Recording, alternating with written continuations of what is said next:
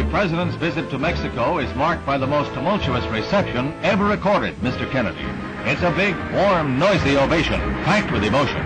Longtime residents say nothing like it has ever occurred before in this capital of Latin American exuberance. Estimates of the crowd on the route from the airport to the city set the number cheering the president at 2 million. The 9-mile ride from the airport to President Adolfo Lopez Mateo's residence takes an hour and 18 minutes, and at no point was there one untoward incident or an anti-American sign.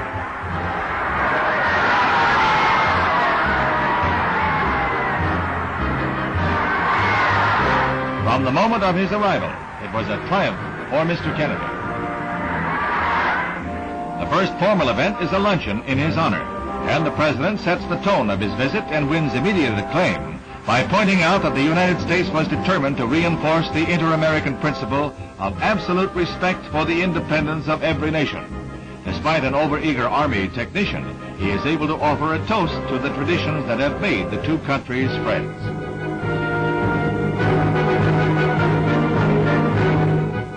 Everywhere, crowds turn out to cheer Mr. Kennedy.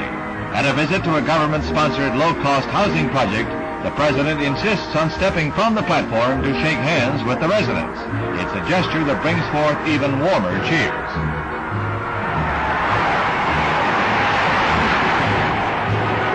The president said that the kind of revolution Latin America needed consisted of decent homes, jobs, and education.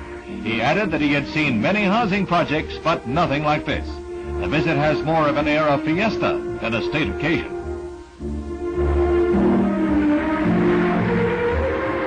Two leaders hold a series of talks that total 5 hours, and they are able to resolve many of the differences between the two countries, although some problems still remain. They agree on new measures to reduce contamination in the Colorado River by the United States, a river that irrigates much of Mexico's farmlands. And the U.S. also extended a $20 million loan. Mr. Kennedy begins his second and final day by laying wreaths at the tombs of two of Mexico's heroes, and then attending Mass at the holiest of that nation's shrines, the Basilica of Guadalupe. They are greeted by the Primate Archbishop of Mexico, Miguel Gomez, who later led a prayer in English for the full success to all efforts made during the president's visit.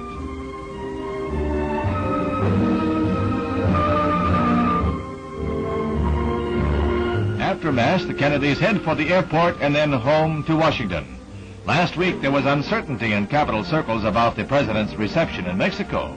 It turned out to be one of his greatest triumphs in personal diplomacy.